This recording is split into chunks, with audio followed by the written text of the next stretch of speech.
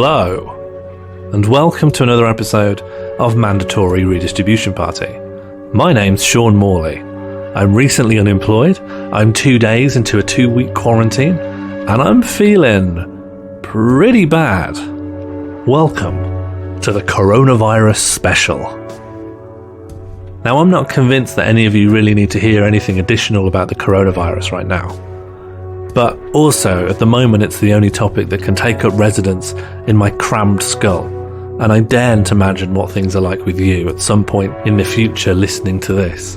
In an ideal world, you don't even know what I'm talking about. How quickly this all faded from memory after the vaccines were chemtrailed across the globe by a secretive philanthropic group of skywriters. In a less ideal world, you can barely hear this podcast through your protective headgear and the damaged speakers of your disinfectant-soaked audio device. Nevertheless, it is not an ignorable subject. COVID drifts through the air and sings to me a song that demands coverage. As ever, if you'd like to support us, we have a Patreon. It'll be linked in the episode description below. Feel free to pop in a coin. But obviously, if you have been placed in a position of precarity by the virus, then please do not make contributing to a leftist comedy podcast your priority.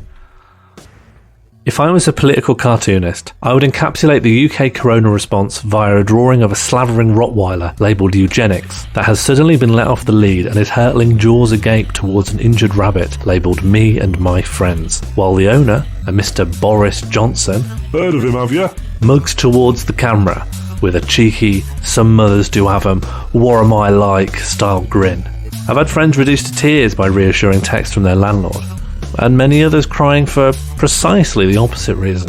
I've not done any crying, but I've had a stress headache for 4 days straight, so something's brewing, and I just gotta finish this episode before the levee breaks. Maybe it's not all bad though. I look forward to those heralding the return of the spirit of the Blitz, actually rolling their sleeves up and making something happen. Although I do think their idea of the spirit of the Blitz is just isolated Brits singing Agadoo and reciting the Two Ronnies Four Candle sketch at each other from their balconies. The Blitz spirit no longer refers to the far-reaching mass social and infrastructure changes put in place to protect Britain from an existential threat, but instead has been re-envisaged as a laissez-faire paradise, where British people went about their normal day, ignoring air raid sirens and casually dodging incendiary explosives on their way to the overflowing supermarkets. Take shelter. We don't take instructions from Europe, thank you very much. I survived World War I. I think I could handle a little bomb falling directly on my head. The coronavirus lays bare what happens if you intravenously inject stubborn triumphalism into the veins of a country that has already gone hog wild on nationalistic exceptionalism. From tops-off lager dads refusing to obey the Spanish authorities as they enjoy a booze cruise in the 4th most infected country in the world, to the consensus across the British journalistic class that publicly requesting that we not be allowed to die for the economic expediency of the rich is the most craven form of armchair intellectualism. This country was ill long before it got sick. There's no possible walk in the street. Says there's a flu that we just all need to get over. Have a beer. Happy days. Ciao, guys. But obviously all ire and fury should be reserved for the powerful. The government. Bailing out the banking sector, insurance companies, landlords, creating a policy built around herd immunity before having to reverse it before 250,000 people would die. Creating policies based around, don't do this, but you can if you want. Don't go outside, but you can if you like. Don't bankrupt your tenants, but you can if you like. Don't go in pubs and theatres, but they're all still open and desperately trying to attract your custom to not go bankrupt. So we won't stop you if you want to go in. I still think there's some clear correlation between the behaviour of individuals and the cultures and norms that are created by the powerful, and it kind of shows how useless it ever was to try and advance the goals of emancipatory politics of the left. By argument and reason, when all of us now personally know people who are refusing to self-isolate despite being at high risk because they have some kind of hunch that it'll be okay. Sometimes it's just too aggrandizing to call conservatism an ideology, when it just regularly feels like a jumble of post hoc justifications for people to do whatever it was they wanted to do in the first place. The ballot box was always in the hands of someone who is currently risking death so that they can go to the hairdressers. Landlordism is going to bankrupt the generation that already saved the country from a major financial crisis by having all their hopes, prospects and future extracted to shore up a bloated financial sector. Because as it stands, it is a Goliath in our economy. This is the part of the economy that is unproductive and extractive. They don't make anything other than debt. They want house prices to increase because that makes them money. They want you to buy a sofa on finance because that's what makes them money. They want you to need a Wonga loan because that's what makes them money. More and more of our economy is made up of those profiting not from making anything useful like a Twix or a selfie stick, but from rent extraction. Being a cutthroat Tory overseeing a manufacturer economy is like being the captain of a ship. No matter how badly you want to treat your guys. The script originally said sailors, but for some reason I've just subbed it out for you guys right now. I wish there was a gender-neutral term that had the same tone as the phrase, "These are my guys." And that's what's crucial. It's not important to me that you picture these sailors as men. You got to picture them as you guys. Being a cutthroat Tory overseeing a manufacturer economy is like being the captain of a ship. No matter how badly you want to treat you guys and hoard resources for yourself, they still need to be capable of sailing the ship. They need to be in good enough condition that they'll keep you safe by being competent sailors. Similarly, in a manufacturer economy, workers need to be healthy enough to actually do the work. They're not expendable. But in the 1980s, Thatcher moved us away from all that. Lots of communities became, in her eyes, obsolete. And as we've seen, that renders many others expendable. From the extractive politics of 0 hours contracts, money going up, as we've seen with the diabolical level of cuts to vital services, employment precarity for working class people, an existential attack on disabled people, and when a tower block filled with people of colour burns down, they're not exactly rushing to house them or help them. They didn't even set up a Kickstarter. That's what worries me during crisis. The herd immunity strategy was going to kill 250,000 people, according to the very science that people were using to justify it. Now I think we're going to go into this kind of quarantine lockdown that other countries around the world have done, and maybe we'll get through it. But for a moment, just for a moment, the government revealed it was going to let us all die. It told us that it was prepared to just let us fend for ourselves. And let me just check the polls. Yep, public satisfaction with Boris Johnson has gone up. Now I was imagining the pandemic might be an incident where more people drift to the left. But based on this alone, I think it's going to radicalise me. And I thought I was done. I'll see you in the bunkers, comrades. Perhaps you could sort of take it on the chin, take it all in one go, and allow the disease, as it were, to move through the population. You say that the NHS has your full support, but according to a report from the National Audit Office, the NHS currently does not have the nursing staff it needs despite efforts to boost the workforce. There are still 43,000 vacancies. How are they going to find beds and staff to cope with what we potentially could see an increase of patients? Well, I mean, I don't want to get into it.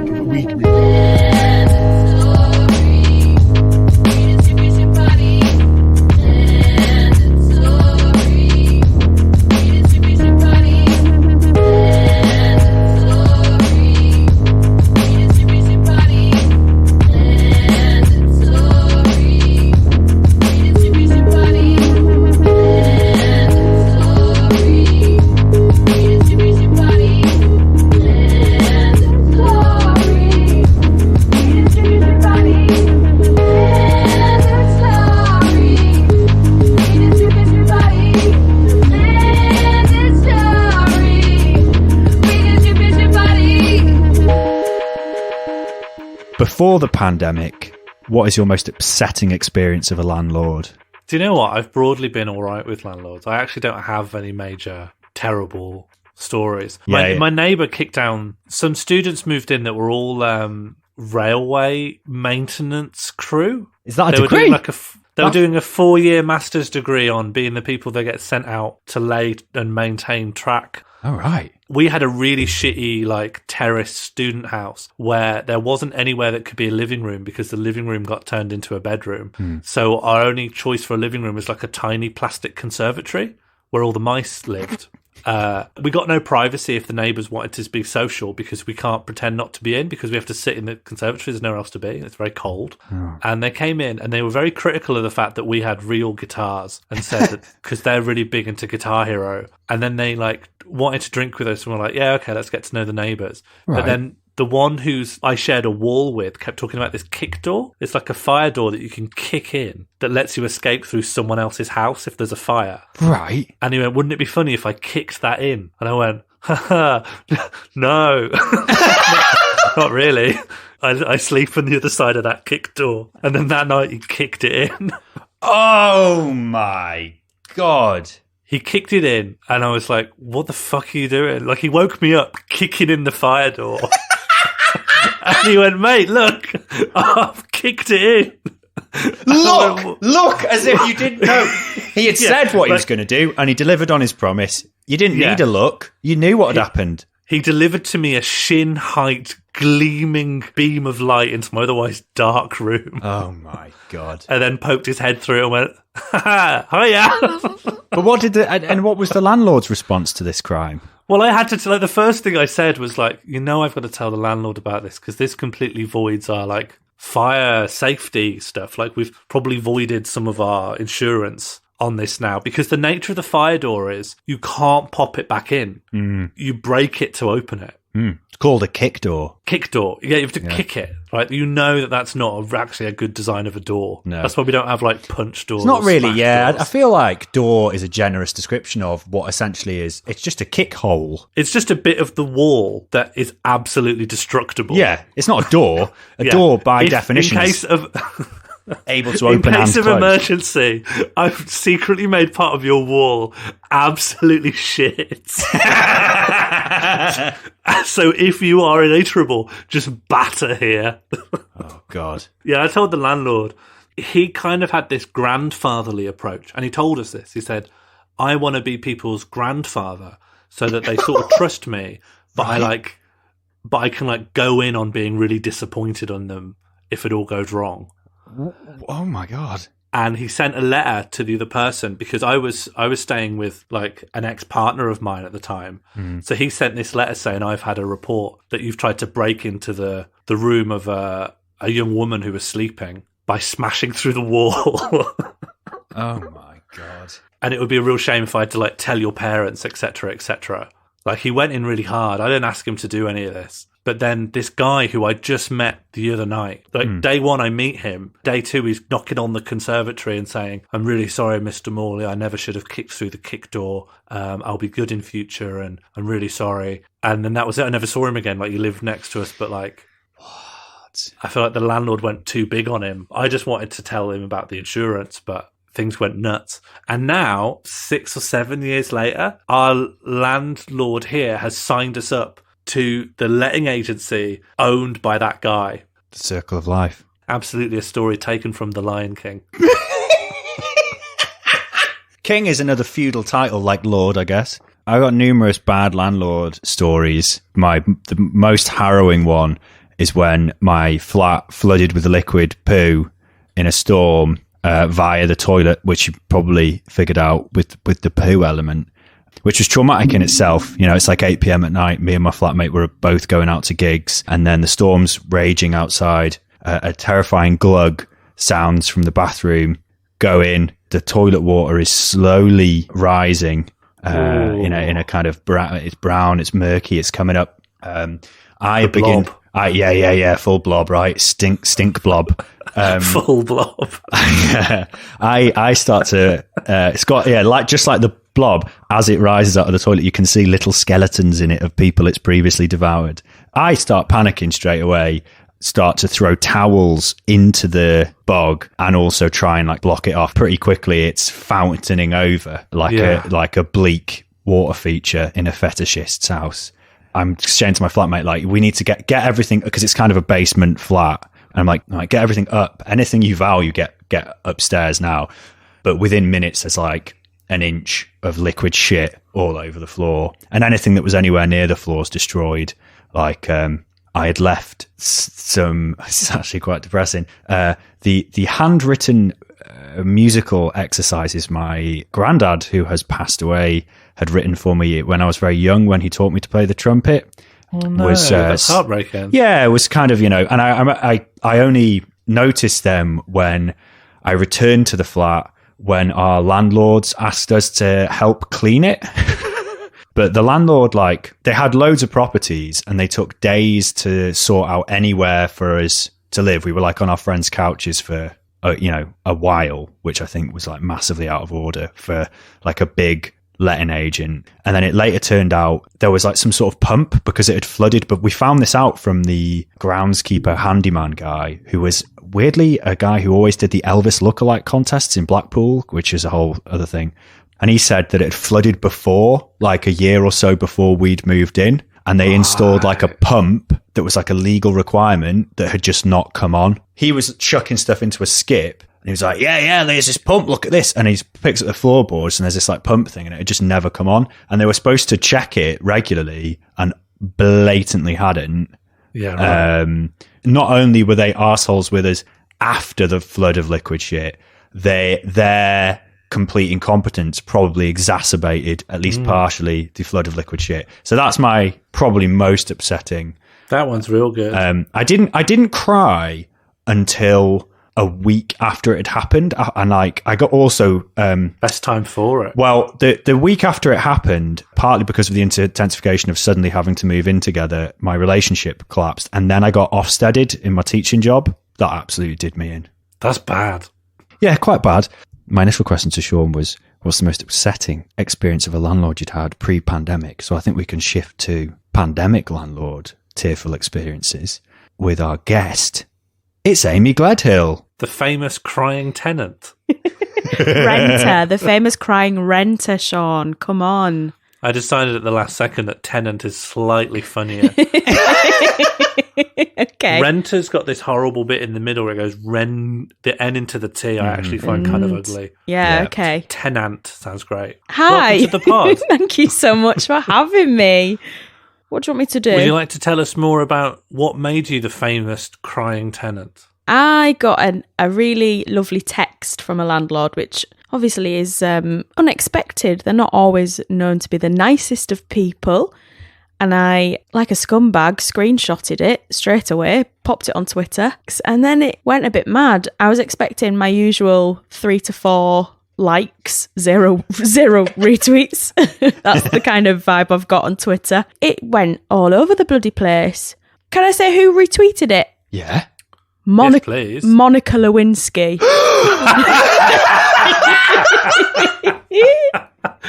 Wow. Yep. Monica Lewinsky. Big time. Retweet. Do you think she rents? I don't know if it's in the Bury area of Manchester, but I'm sure she does somewhere. Yeah.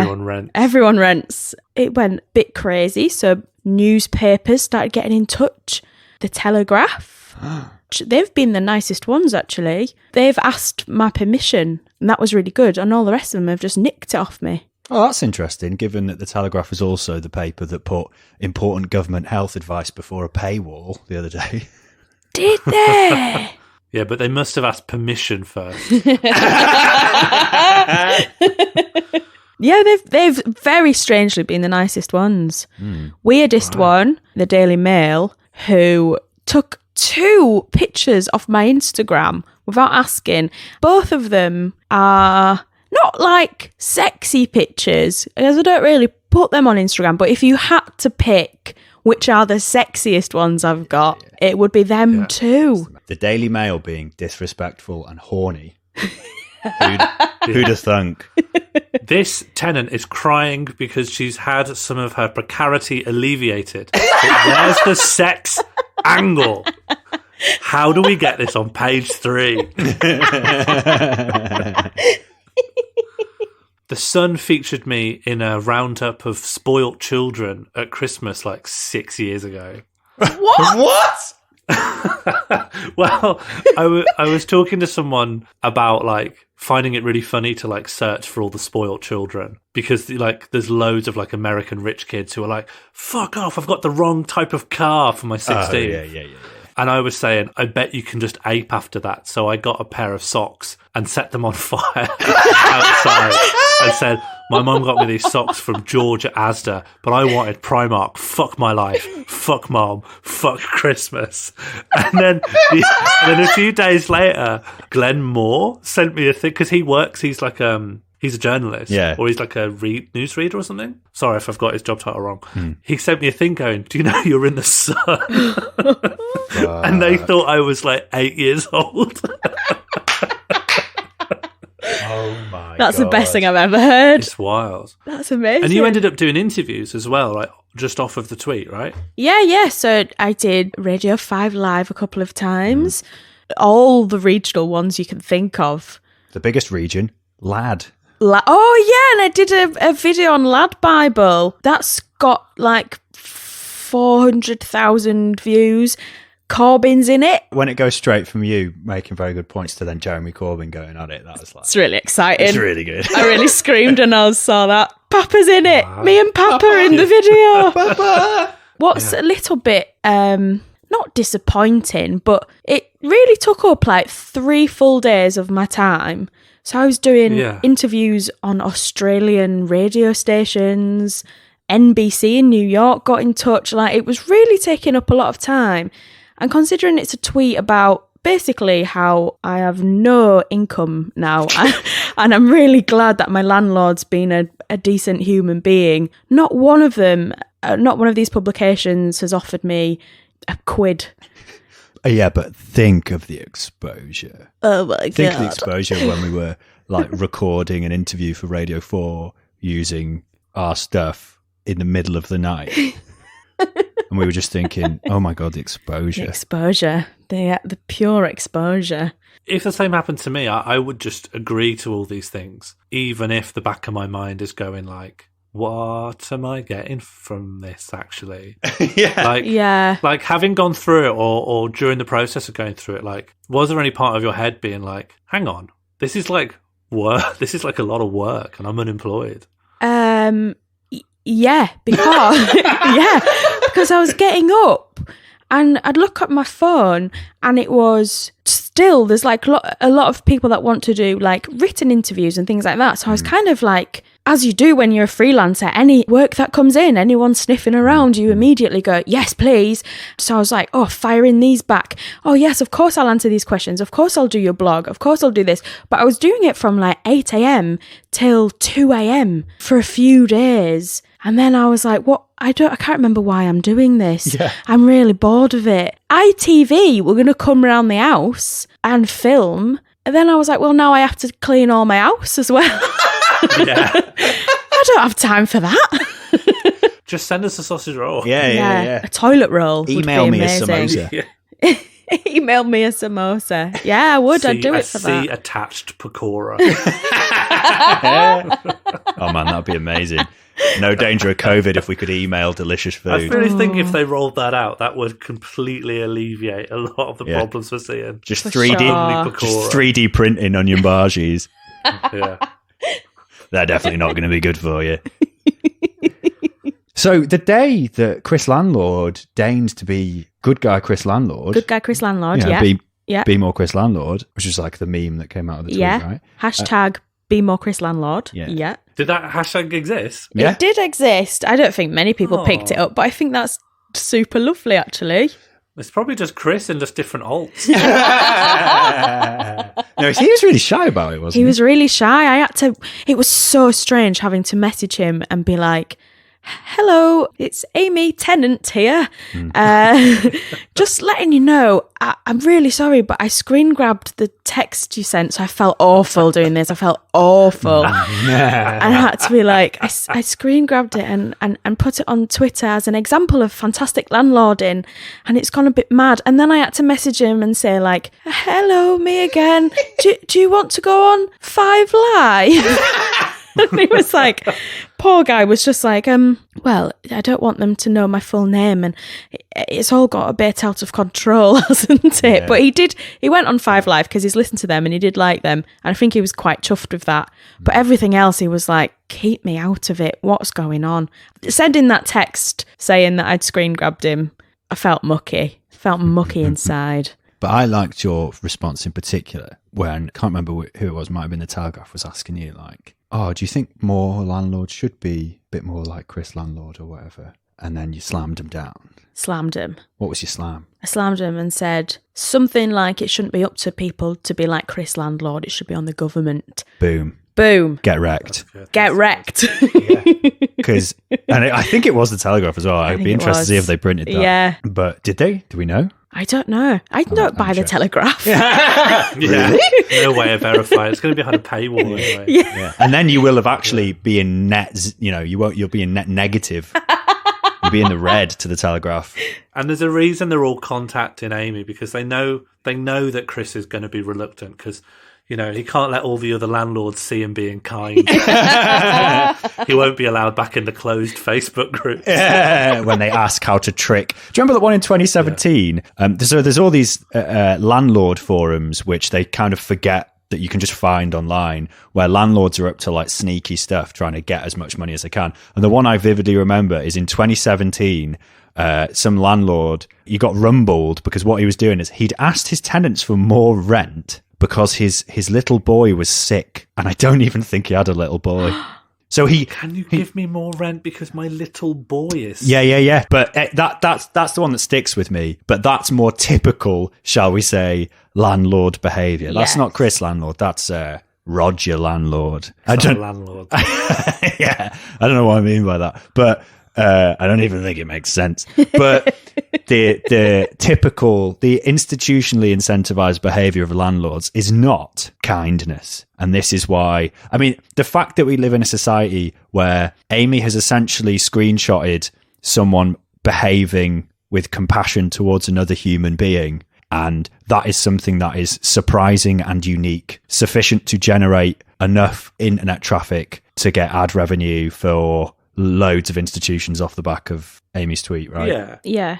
And I'm not undermining what he said at all. I genuinely think it was a really brilliant gesture. Yeah, legend. But let's be clear, he hasn't said, hey, don't pay your rent. He's just said, if it gets really tough, don't worry, I'm not going to kick you out, which should be baseline human decency, really. But it's not, is it? Yeah. Not. A lot of the It's responses... actually a little below baseline, because a lot of what we're getting from the government is like, okay, so we'll let you get to like completely all the way into your overdraft, so you have like either 0 to minus £1,000, and at that point we'll let you hover without putting you on the street. And if that's lauded as compassion, then something's fucked. Yeah. Chris Landlord's tweet came out before anything was announced, but some of the early stuff the government did in their like absolute dog shit, slow drip, panic decision making, when they're just trying to sustain capitalism and liberals keep confusing this for socialism,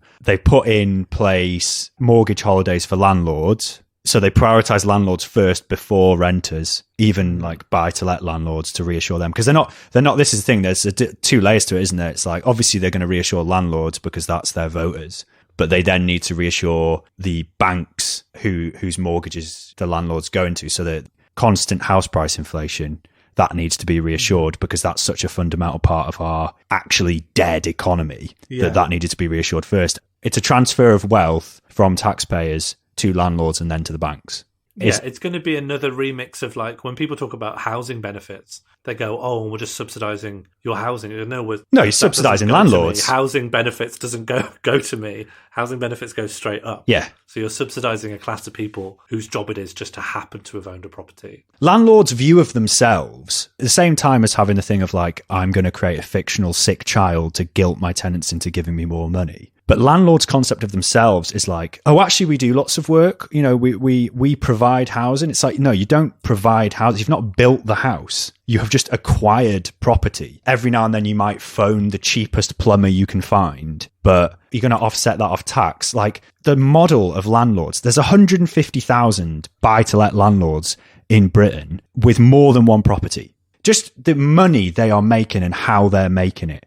A fifth of the population of the UK rent, and rent is much more expensive than a mortgage. So when we're renting, what we're actually doing is paying off the landlord's mortgage and giving them profit. So the landlord has purchased a property, we're paying the mortgage on, and then they're making money on it as an asset because year on year its price is increasing. So they've got an asset that their actual tenants are paying for, and they're making money from the profit from the rent. And that would just be on one house. Copy and paste that across. it's parasitic. A landlord, clues in the name, lord, like is a almost feudal relationship that just shouldn't exist in a modern society. And now that like landlordism is under the spotlight because of the pandemic, like the rhetoric has brought out these kind of Schrodinger's landlords that are like, on one hand saying, listen, I don't make money off of this. Like, I've got to send rental people out. I've got to do all this stuff. This is not a profitable job. Yeah. And yet at the same time saying, look, as a landlord, I have to make a profit. It's a business, so I need to make a profit.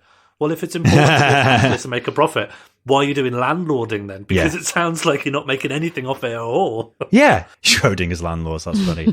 A lot of bootlicking journalists have made the excuse for the government that they've not actually done something on rent because the landlords should just make the decision themselves. What? Well, why didn't we leave it to the banks to give the landlords help then? Let's just say even 5% of that 150,000 landlords decides to just pocket the rent from this mortgage holiday they've been given.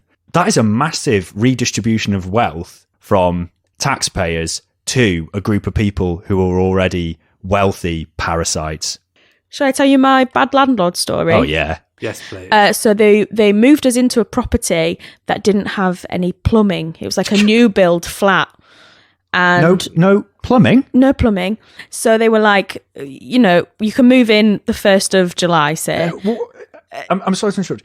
No plumbing, and it's a new build? It's a new build. So something hadn't been turned on or something. Basically, there was no water at all. Oh, so not even just no plumbing at all? None. Zero. And they were like, look, it's going to be ready in like a couple of days. Just move in. And we were like, what? So there's no water. And there was like, there's no water, but just move in on the date we agreed. Pay full rent, and we'll get it sorted as soon as possible. This was in the height of summer, right? A really hot summer a few years ago. And the flat, this is a very northern thing to say, but the flat was above a Greggs. And This sounds amazing. I loved it. And the Greggs, the ovens of the Greggs were red hot. Yeah. And they would heat this flat up, and it was just the warmest, very, very, it's when I lived in London very temporarily in zone 5, and it was like a studio flat that was like a little tiny oven above some actual ovens, and there was no water, and it was meant to be fixed in a few days, and in the end I think it took nearly a month. So we couldn't wash. What did you have to do then? How did you? Well, How did you go and wash and deal with normal stuff? Okay, so for showers, we had to go to the local leisure centre, pay the price for a swimming session, and just use the showers. Did you ever just have a swim as well, given that you've paid for it? Do you know what? I genuinely don't think I did. How tragic is that? Just use the showers. We couldn't wash up, so like you couldn't cook anything, obviously. Taking your plates to the leisure centre. Yeah, taking your plates to the leisure centre, of course. Yeah, hide them in your swimsuit. There was a shopping centre across the road from us. When that was open, we could use the public toilets. Yeah. But on a Sunday, it shuts at 4, opens at 10. If you need the toilet, any other time, you either had to go to the pub, which were the pub down the road was really strict about like you had to pay to use the toilet or buy something. You had to be a patron, So if you needed the loo, you'd have to go out and get like a lime and soda water, a shandy. I'm not proud of this, but after a month we had a piss jug because you just have to. So we had a little jug. And there was a drain outside, and we just have to come down the back of Greg's holding a little jug of hot piss. Good morning, Linda. This is what Southerners think the North is like, but it's what the South is like. This is Zone 5. Listen up. Big respect for not just throwing it out of the window like a sort of Victorian slum dweller. Yeah, chuck it down in the alley Slop on bucket. the orphans. But I can't have been doing much for the reputation of Northerners because I was the token Northerner walking around with my piss jug of a morning. So true. They don't know that my flat doesn't have plumbing. They'll just be like, what are them weird Northerners doing with all that piss all the time? And you're down there thinking you're just joining in with London culture. So this is the high life. This is the London I've been dreaming of.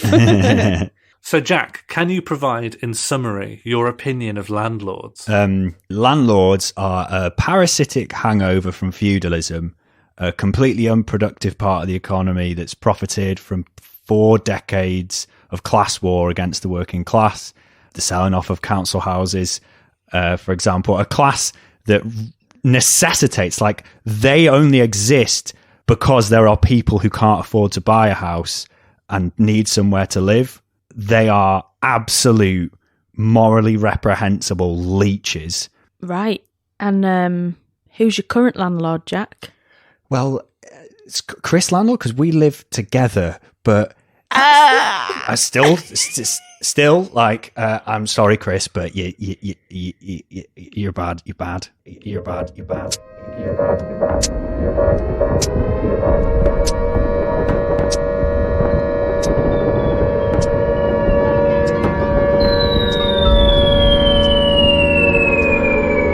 Blitz, the German word for lightning, and a Luftwaffe bombing campaign that dropped over 500 tons of high explosive on UK cities in 1940 and 1941. Over 60,000 people were killed in the Blitz, almost half in London, where more than 1 million houses were damaged or destroyed.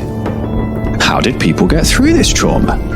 Well, in the dead of night, Churchill's war cabinet ordered the summoning of a powerful ancient one. Goats and virgin goats were gathered from across the land. A drop of blood from each mixed with some fresh basil into a big soup, downed in one by King George. As Messerschmitts loose death from the night sky, the king, his belly painfully full of perfectly seasoned blood, knocks on a secret door in the darkest, wettest catacombs of Buckingham Palace to beseech the spectre. The spectre that has always slumbered beneath our green and pleasant land, waiting to be summoned in our time of need. The password, requests the voice from the other side of the door. The password. Britain, says the king, holding back a hemoglobin belch. No, the full password. The king consults an ancient scroll, clears his throat, and tries once more. Great Britain. At that, the door creaks open. The Ancient One is loosed, its power bursting out of the palace catacombs into the underground stations and Anderson shelters. Good luck, Hitler. The British people have unleashed their true power, the Blitz Spirit. The Blitz Spirit, often mistaken for the poisonous moonshine brewed to circumvent rationing, is in fact Britain's best asset. Anytime something bad happens, a terrorist attack, a stock market collapse, a series of ideological welfare cuts inflicted by our own elected representatives, the Blitz Spirit gets us through. We're all in this together, especially the poor. We are determined in the face of danger. Watch out, Hitler. We've got a cup of tea and a sing-song. Our upper lips are so stiff we are unable to express any emotion or even sip moonshine. We look weird.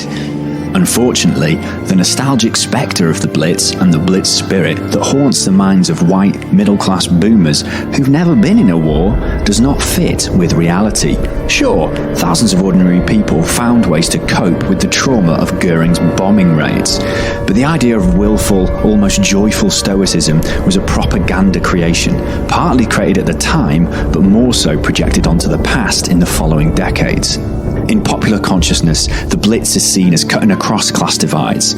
Everyone lived beneath the same sky and was in the same danger from the Luftwaffe's bombs. But class division remained. Middle-class people had gardens to build shelters in, and the money to get concrete ones rather than the ramshackle Anderson shelters that could barely keep out rain, never mind an incendiary bomb. Kids were evacuated from the cities, but they didn't really go to middle-class households. They went to working-class households who needed the government subsidy they'd get. Rationing hit the poor hardest, while the rich could still buy luxury food and high-end restaurants stayed open. Hotels even had exclusive bomb shelters for the right clientele. The effects of the bombs were not shared equally.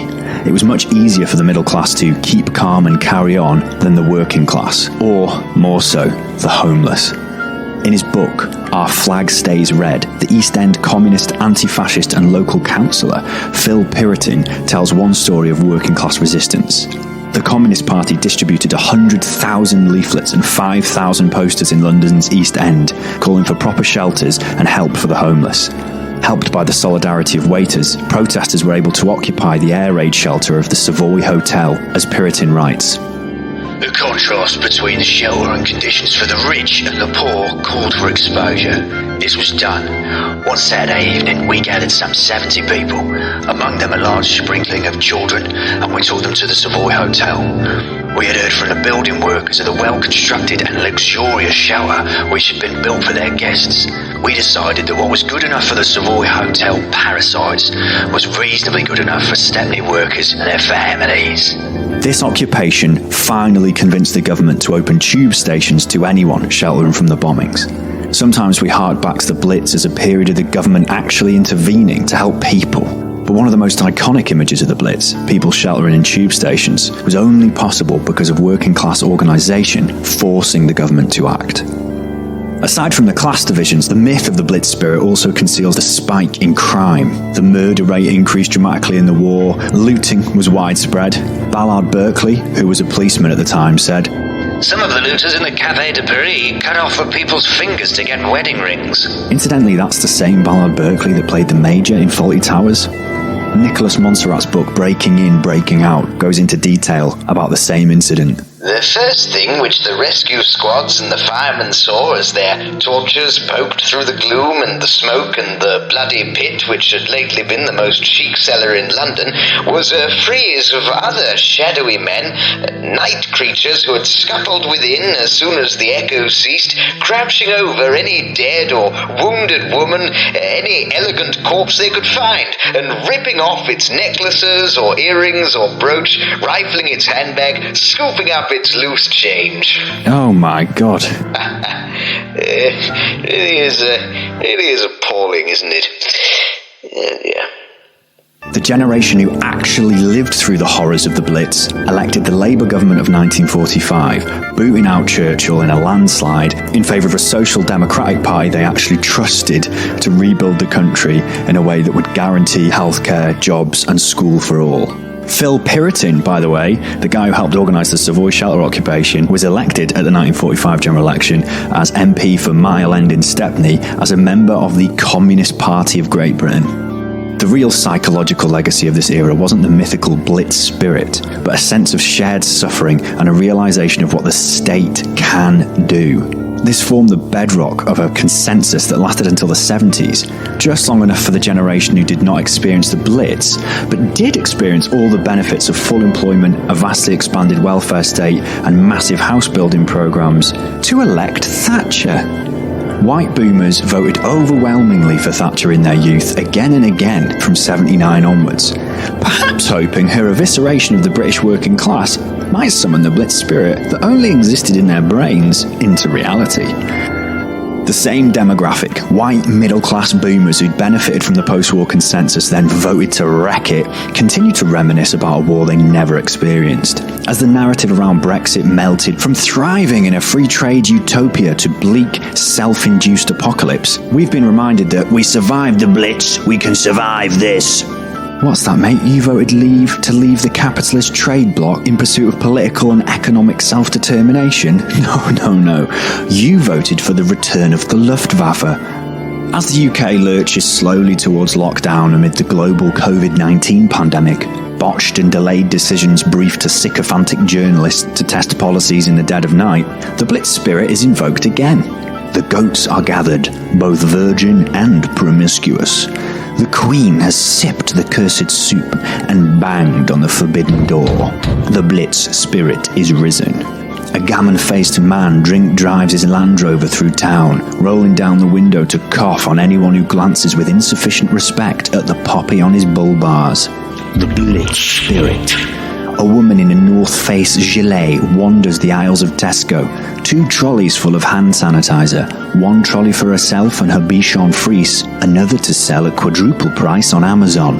The Blitz Spirit. A landlord texts his tenants to make sure they pay rent on time as he sorts out his mortgage holiday on his 7 properties. The Blitz Spirit. As I've said, the Blitz Spirit wasn't real then or now, but evoking it in a pandemic is even more bonkerino than usual. The Blitz Spirit was a propaganda creation to reassure the population and demoralise the enemy. Reassuring people sounds okay, actually. Maybe Auntie Linda panic buying 400 foot of Andrex is evidence of that. But demoralising the enemy is a virus, not the Luftwaffe. You can't catch the Blitz. Nor can you vaccinate yourself from COVID-19 by shouting "God save the Queen" directly into a barmaid's face. Insisting you should be able to go down the Wetherspoons is not going to defeat a pandemic. But maybe I'm wrong. I'm not a scientist. I've never looked at this thing under a microscope. Maybe if you zoom in far enough, COVID-19 is actually a tiny Messerschmitt. Shake hands with an infected person. Little Germans set up a factory inside your cells, using protein to build more tiny Messerschmitts. Your white blood cells try and do something, decide to occupy the Savoy Hotel of your body. The liver, the luxury organ, pushing the government, your brain, to finally allow them to access the tube, your circulatory system. Lymph. Blood. Blitz Spirit won't help you here. You go down the pub, stiff upper lip, and defiant in the face of danger, you're actually helping the tiny Luftwaffe infiltrate all of your friends, then taking them home to attack your family. A tiny Luftwaffe you can't see. A tiny Luftwaffe with infinite ammo and infinite fuel, who can make more of themselves using your own body. Maybe we should be happy. Finally, a group of people obsessed with a war they never fought get to experience the suffering they delude themselves was the country's finest hour. The Blitz Spirit was supposedly a spirit of collective determination, enduring hardship and doing what's necessary for everyone to survive. So it's strange that it's most often invoked to justify decisions that bring about the suffering of others in defense of selfish behavior. Maybe they just have a different understanding of Blitz Spirit. We might look to Phil Puritan's occupation of the Savoy, to force the government to act in the interest of the working class, whereas they want the right to loot the bodies of those who don't survive. Because it'd never be them, right? It'd never be them.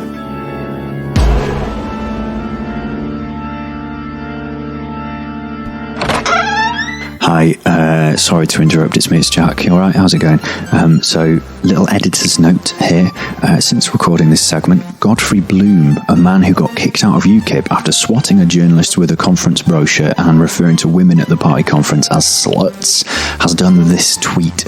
Well, we didn't close our pubs in the Blitz. 60,000 people killed then. What happened to our nation? Godfrey Bloom, despite having the name of an aristocratic general from the Anglo-Zulu War, was born in 1949.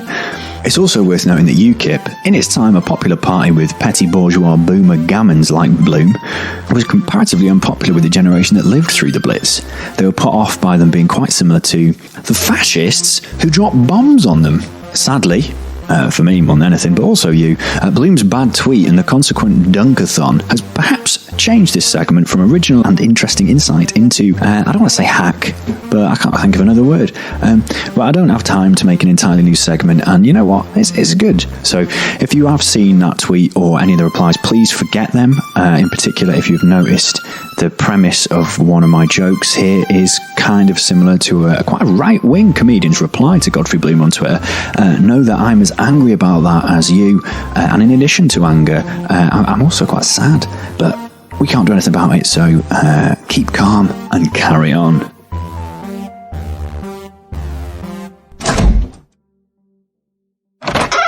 Hi, just sorry to interrupt, it's me again. Another little edition hot off the press. Ouch. Hot. This one's about Jamie Oliver, a millionaire celebrity chef who's recently sued by his workers for lost wages after they were allegedly sacked without notice other than a piece of paper pinned to a restaurant door. Jamie's doing a new show called Jamie, Keep Cooking and Carry On. presumably chefs like Jack Monroe, who actually survived on food banks, were too busy right now doing other stuff. Or maybe Channel 4 just thought, knowing how good Jamie Oliver was at patronising working class children a few years back, they thought this is the guy to patronise working class adults too. This is our guy. See, and really what I'm saying here, guys, with both these editions is this is why you make your politics podcast about big ideas and try and get to universal concepts rather than the news cycle, because this is what happens. I'm starting to think maybe Have I Got News For You are trying their best. Nah. I don't think that. That's wrong.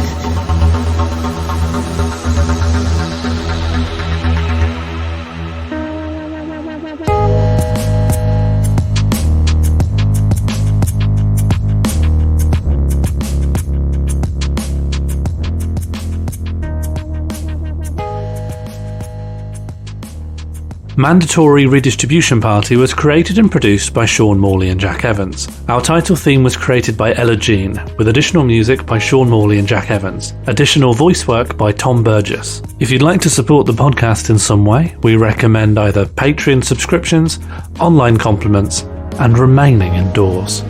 Please remain safe.